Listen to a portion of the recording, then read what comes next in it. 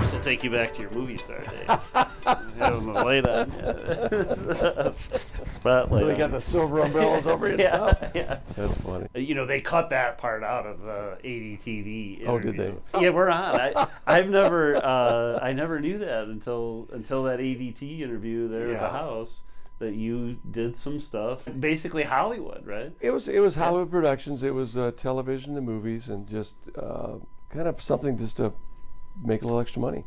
And the thing is, Texas was a non-union state, and so anytime they could do location shots and things like that, they could get crews and get people much less expensive than it would be in California, which is the truth, more so than ever now.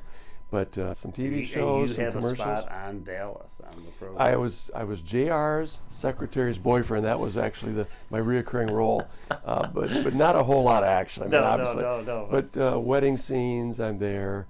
You know, a lot of the. Did you have many lines? Pool scenes. Or?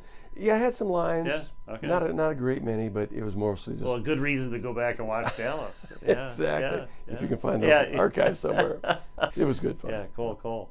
Well, here we are at the closing of 7697 Benzie Highway in Benzonia, and gosh, you owned it for about what, 4 months? 4 months, I think. Yeah. 4 months.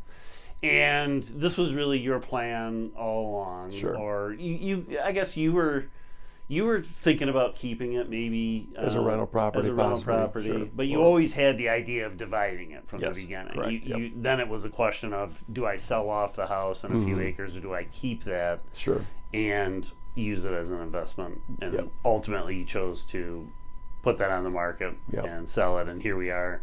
Successfully. Having just closed on it. Yeah. Exactly. So let's just talk about that process. Sure. Well, we had found the property, and I think I was interested in finding some acreage, and we know that Leelanau County and Grand Traverse counties are very, very pricey now. Benzie seems to be, even though it's a very small county, it seems to have a real opportunity for appreciation. Has essentially the same attributes as Leelanau County. You're 7 minutes from Lake Michigan. You've got nice little towns around it. I think the #1 public golf course is a stone throw from the barn on the property, so Crystal Mountain Ski Resort. Yeah. So a lot of good attributes were right there, and that attracted me to the area. But the acreage in the barn too, I have history of being around barns and just like the structure of barns, so that appealed to me. And the rental, and we actually approached it, Sandra, as you may recall, made an offer to the sellers just to purchase acreage and the barn. Yeah. And they didn't want to mess with the land division component. And I thought, well, what's the big deal? You can do well with that and then sell the house separately and probably actually come out further ahead. Ultimately, you bought a home with an historic barn on 10 acres. It was listed for $295. And we got it under contract, I think, for $289. Correct.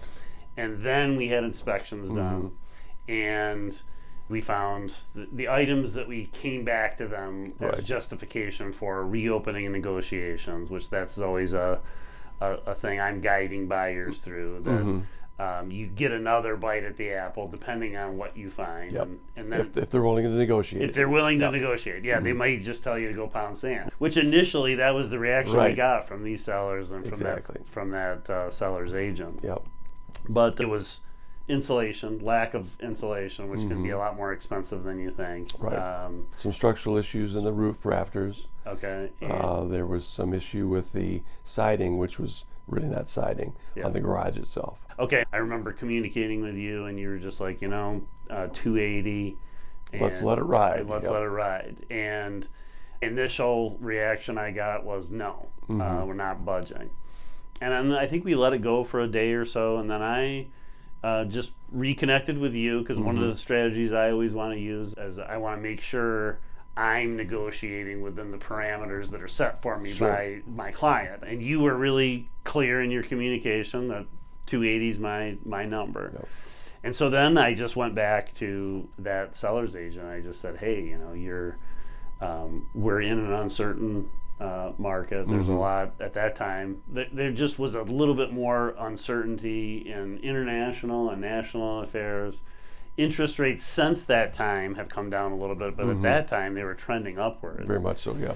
And those are the things I articulated to that seller. I said, you're heading into the off season. I said, this is an attractive property for people that want to use it as a short-term rental. However, now is the worst time for an investor to buy it, because you're heading into the off season. So now they're going to purchase it. They've got all these carrying costs. I said, you've got a bird in the hand here at $280. If it doesn't sell until the spring, they're going to spend the difference, $9,000 in mortgage interest payments. You've got a ready, willing, and able buyer at $280. Let's just get this done. I have to be careful that I'm not offending the ego of the other agent, but giving them the words that they need sometimes to use with their clients. So anyway, we were successful. We got you the deal at $280. And then the land division process started. That you then ultimately decided, nope, I do want to sell off the property. So, well, just determining what a land division entailed. And the person who represented the Joyfield Township. So all of these things can change or be different based on exactly where the property is that you're choosing to do division. So who the point person governmental official is, because in some townships I found it's the zoning administrator, and others it's the assessor, and ultimately it was the assessor. It was. There's actually no zoning. One of the few townships in the state of Michigan, I think, without a zoning ordinance where you purchase. We determined that actually ahead of the purchase, found out how many splits there are. Townships will look at what the Michigan Land Division Act. So they're going to look back in history and see how many times this has been split from the parent parcel.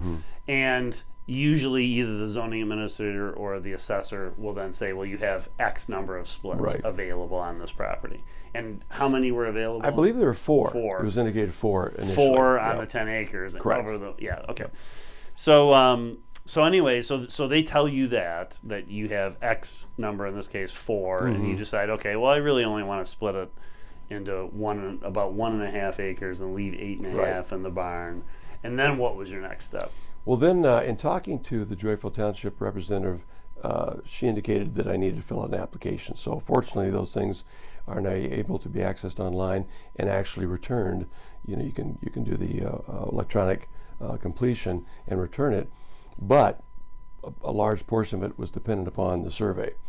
And so I needed to find a surveyor. Well, it was interesting, the surveyors in this immediate area also report back to or represent Benzie County. So there was a stockpile or a backlog of work that needed to be done, because it was the time of year apparently that Benzie was doing a lot of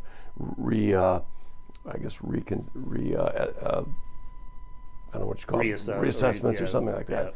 But nevertheless, it was going to take quite a period of time.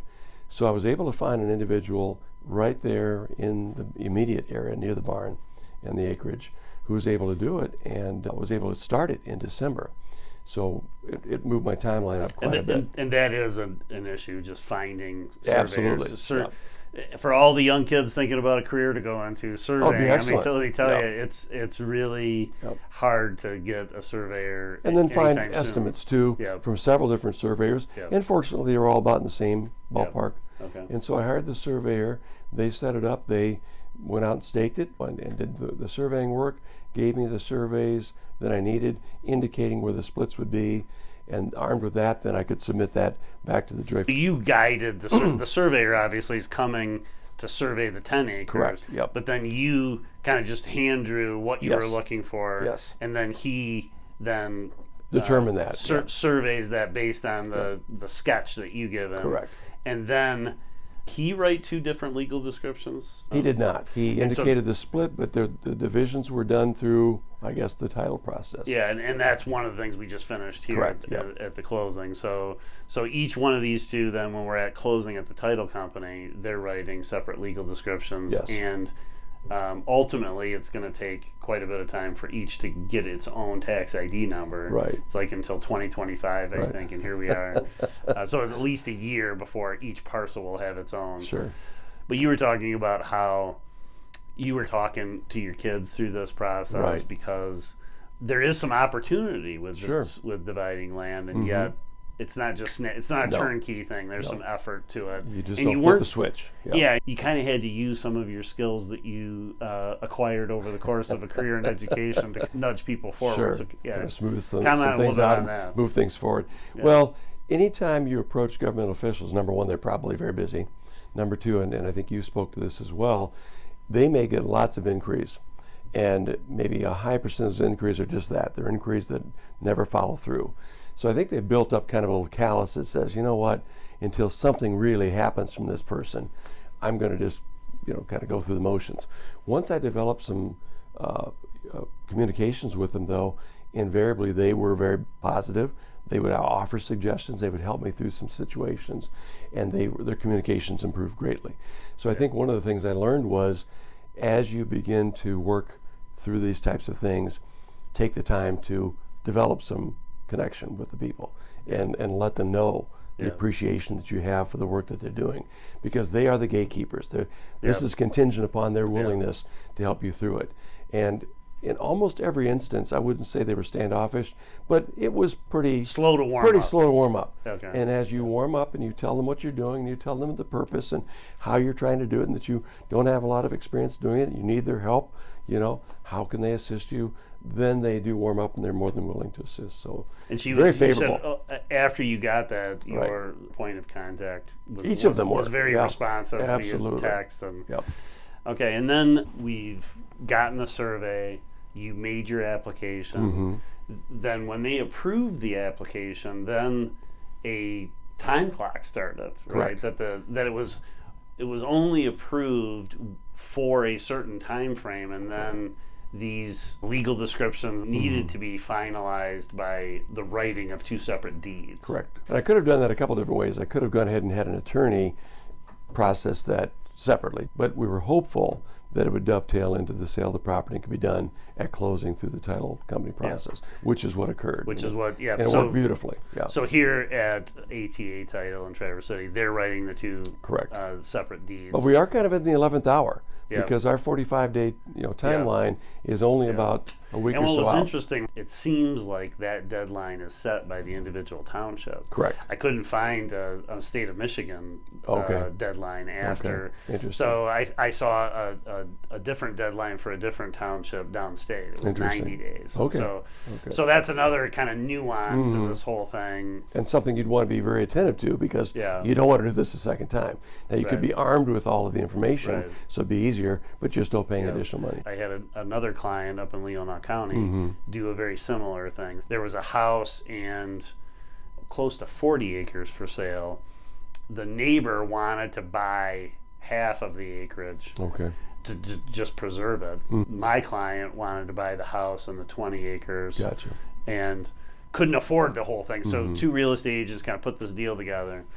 But one of the complicating factors was the fact that there was a mortgage involved. In this case, you've paid off the mortgage that was used to buy the house and the entire property. Correct. All that's paid off, and now you're left with 8.5 acres in the barn. Yep. In this other case, they couldn't pay it all Gotcha. off. So they were trying to explore either a refinancing or what's called a recasting of the loan. Okay. And ultimately, they ended up refinancing with an entire different bank because they couldn't get cooperation from their current lender. Interesting. So you were coaching your kids through this because there seems to be some opportunity here. Yeah. I think when you're looking at land, sometimes you have to look at it in an investor with investor's eyes too. And my eyes have shifted a bit toward that more at this point in my life too. I think you can see opportunities, and having been in this region now for a number of years, you begin to start seeing trends of properties that are more attractive. And you and I have chased many, and not been able to get them. So we know we've got pretty good eyes. But in this case, I saw this property, and the quirkiness of the acreage in the barn and this rental house troubled me.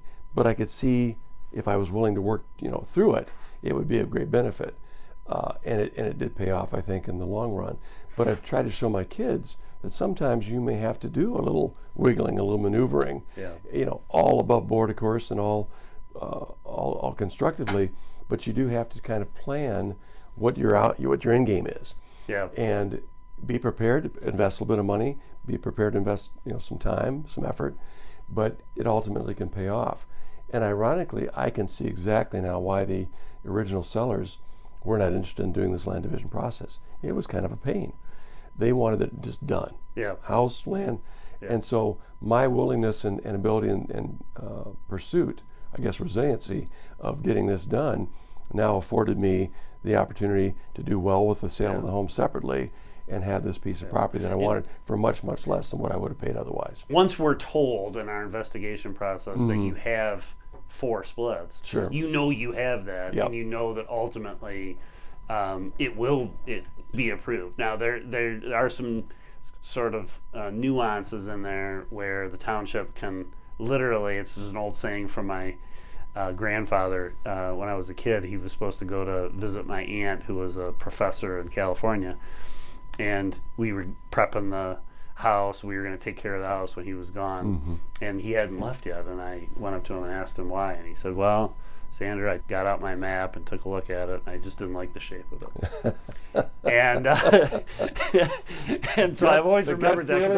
I remember thinking, does Grandpa really literally mean he didn't like the shape of California on the map, or he just didn't like how it felt? Or, sure. But anyway, literally in this case, the assessor and the people at the township, they have to also like the lay of the land and basically the shape of it. Sure. And so that's a part of the approval process. Yep. So we tried to design it such that would be as attractive to them too as possible. And I think we did a good job kind of laying that out. So. Yeah. Because the easement on this part was a part of it, because there's a shared driveway, and that goes to the house, and what you have put in place with the survey is a shared access off of Benzie Highway, and then it splits from there. And that's another interesting point too. I had to also get approval from MDOT. There was another application I had to complete as well, because it wasn't a highway. So any property, which is going to be virtually every property that's on a road, is going to need some kind of approval from that. And that was probably a significant cost savings, given the topography there. But anywhere, if you have to cut a new access onto the highway, that's a whole nother. It would have been prohibitive. Yeah. So really, in looking at the outcome, the risk, and you mentioned your grandfather's, you didn't like the shape of it. I think that's true as a buyer too.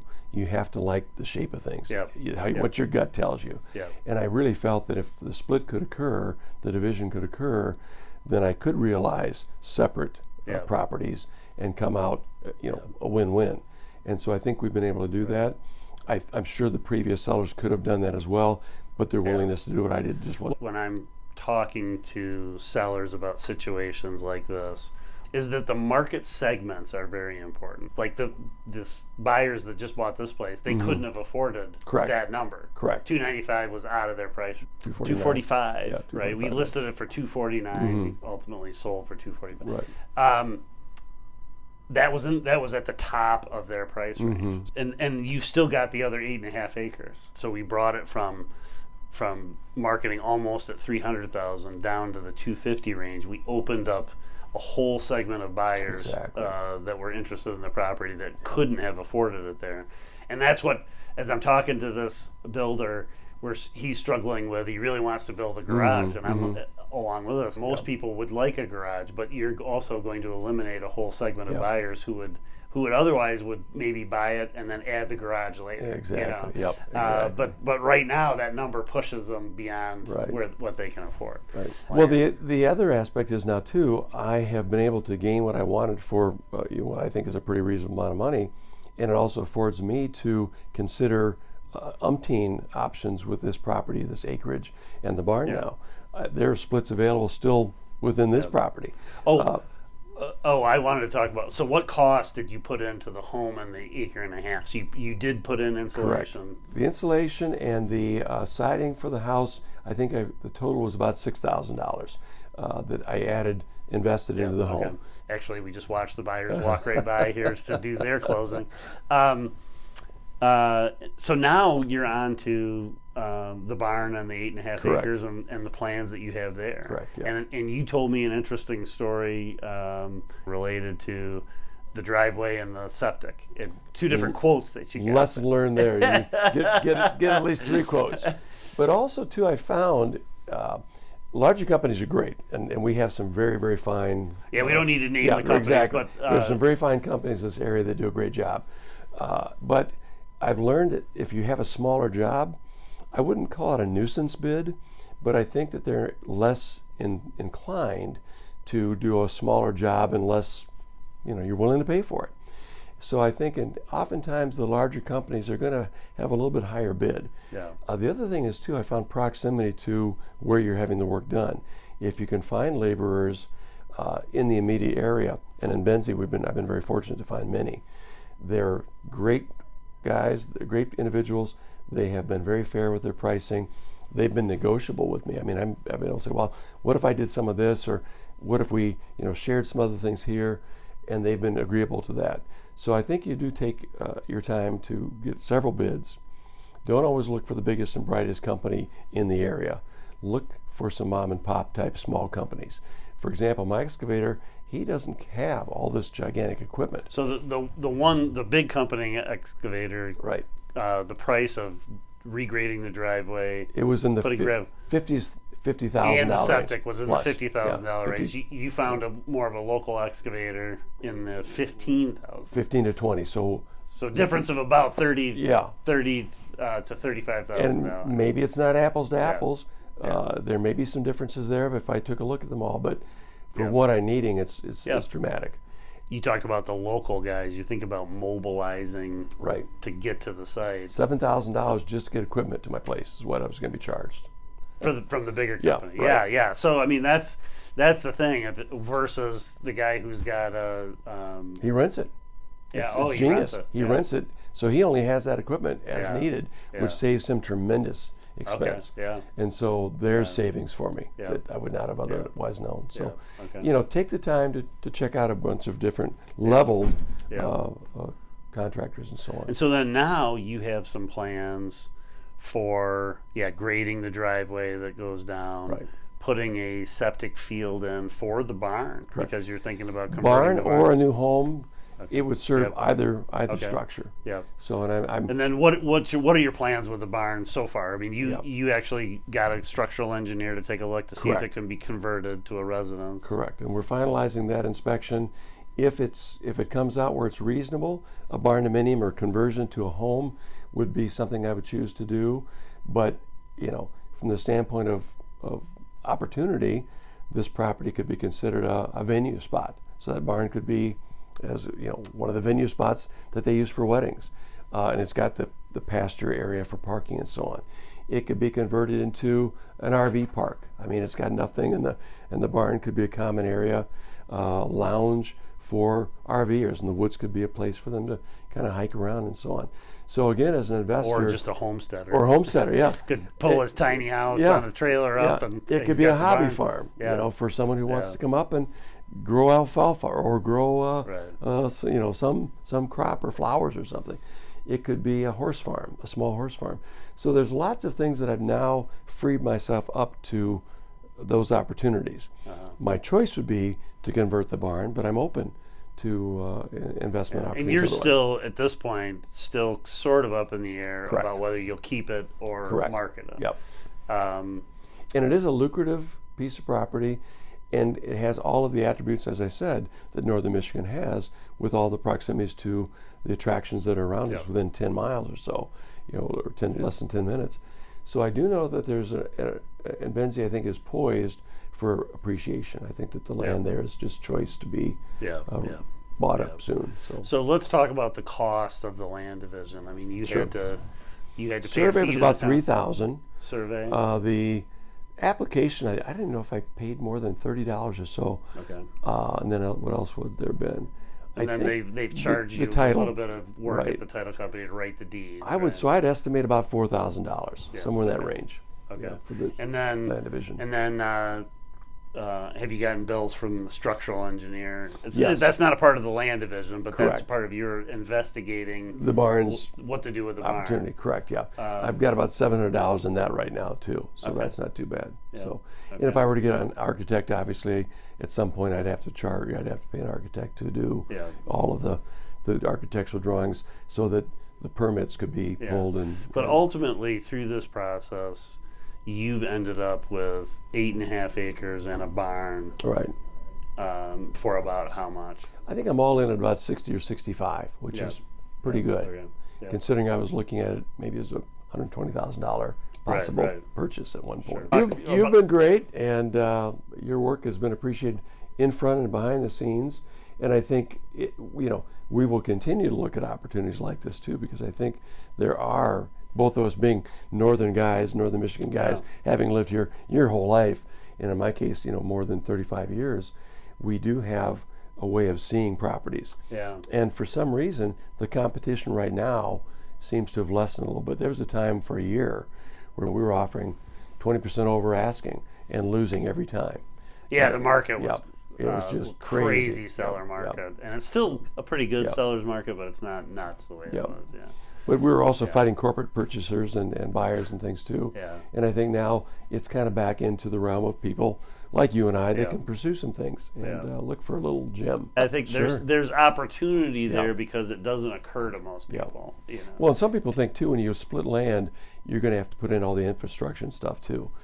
That's up to you to decide that. I mean, if you are a developer and you want to go that far, that obviously appreciates all the splits. Anything else you want No, to share? successful, All right. happy, All right. win-win for our buyers and for me. Yeah, it was a very pleasant back and forth with that buyer's agent. I think we had it they're sold really within excited. 30 days. We did my first ADTV episode was featuring your property and Gwen Frostick Prince.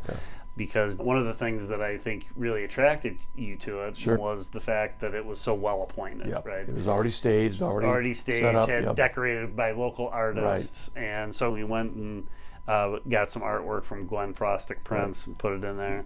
But I mentioned, if I do the job that I need to do for you, by the time this episode airs, the house will be sold. And ultimately, we were right. Yeah, Your prediction was correct. Well, congratulations. Yeah, and hey, thank you for doing this too. Absolutely. So yeah, depending on what happens next, maybe we get another. Love to have you interview. up at the barn. We'll do some things at the barn. So. Yeah, definitely. All right. Well, thanks, Brian. Thanks, Appreciate Andrew. it.